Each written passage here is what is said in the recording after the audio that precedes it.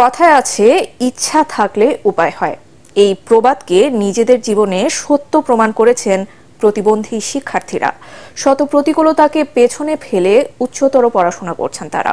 বিশেষজ্ঞরা বলছেন, প্রতিবন্ধীদের জন্য বিশেষ স্কুল ও সমন্বিত শিক্ষা কার্যক্রম চালু করা গেলে সবার জন্য শিক্ষার সমান সুযোগ নিশ্চিত করা সম্ভব হবে।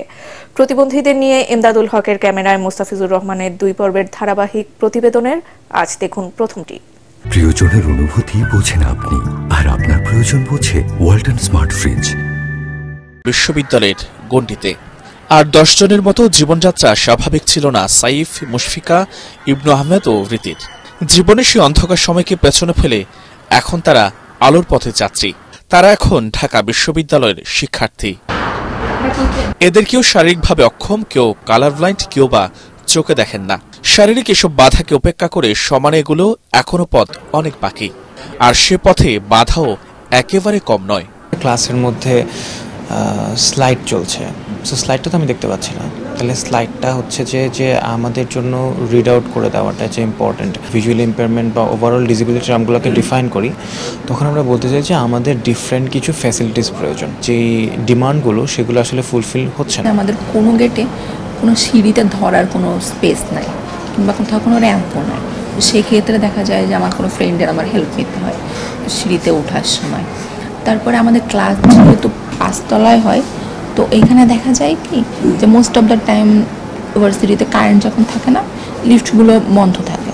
তো সেক্ষেত্রে আসলে 5 তলায় উঠে ক্লাস করা, আবার 5 তলা থেকে নামা, এটা আসলে অনেক বড় হ্যাসেল। কোনো উইমেন উইথ ডিসেবিলিটিস তখন কিন্তু সোসাইটিতে আরও অনেক বেশি সমস্যা হয়। সোসাইটি আসলে ওইভাবে এক্সট্রা বার্ডেন ফিল করে, আর সেখানে যদি ডিসেবিলিটিস থাকে তার জন্য আসলে লাইফটা অনেক বেশি হ্যাসেল। দেশ জুড়ে এমন অদম্য শিক্ষার্থীর সংখ্যা অসংখ্য। তাদের সবার রয়েছে সুন্দর জীবনের প্রত্যাশা। যখন পড়া শেষ হয়ে যাবে, স্কুলের পর কলেজ, কলেজের পর ইউনিভার্সিটি, তো তারপর তো আমার অ্যাকচুয়ালি কিছু করতে হবে।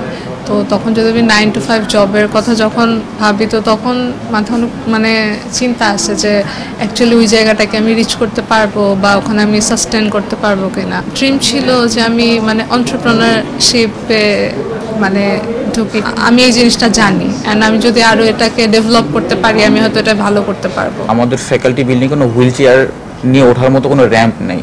এই জিনিসটা দেখে মনে হয় যখন ডেভেলপমেন্টাল প্রজেক্টগুলো হাতে নেওয়া হয়, পলিসিগুলো ইমপ্লিমেন্ট করা হয়, তখন আমাদের বিষয়টা কখনোই ওনাদের মাথায় আসে না বা আমরা গুরুত্ব পাই না।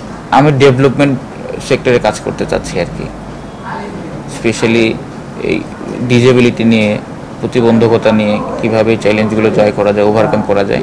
পরিসংখ্যান বলছে মোট জনসংখ্যার 8 থেকে 10 ভাগ প্রতিবন্ধী। তাদের জন্য বিশেষ স্কুল ও সমন্বিত শিক্ষা কার্যক্রম চালুর পরামর্শ সংশ্লিষ্টদের। আমরা বলার চেষ্টা করছি যে এখন যে পিটিআই আছে, কিংবা বিএড আছে, কিংবা এমএড আছে, এই বিশেষ কোর্সগুলোতে প্রতিবন্ধী শিক্ষাকে অন্তর্ভুক্ত করা দরকার। আমরা অনুকূল পরিবেশ তৈরি করতে পারি, তাহলে প্রতিবন্ধী শিশুদের জন্য 99% শিক্ষা ব্যবস্থা দেওয়া সম্ভব। সরকার যদি এগিয়ে আসে, সমাজ যদি এগিয়ে আসে, পরিবার যদি সচেতন হয়, তাহলে 100% শিশুকে শিক্ষার সাথে সম্পৃক্ত করা সম্ভব। মানুষের মাঝে প্রতিবন্ধীদের জন্য ইতিবাচক ধারণা গড়ে তোলা ও সচেতনতা সৃষ্টি জরুরি বলে মনে করছেন বিশেষজ্ঞরা। সমাজের অন্য 10টা মানুষের মতো স্বাভাবিক না হয়, চলতে ফিরতে বাধার সম্মুখীন হতে হয় এদের। তবে এসব বাধা বিপত্তি পেরিয়ে আকাশসম স্বপ্ন নিয়ে এগিয়ে যেতে চায় তারা। শিক্ষা রঙে রাঙিয়ে কাজ করে যেতে চান দেশের তরে। মোস্তাফিজুর রহমান, এটিএন বাংলা, ঢাকা।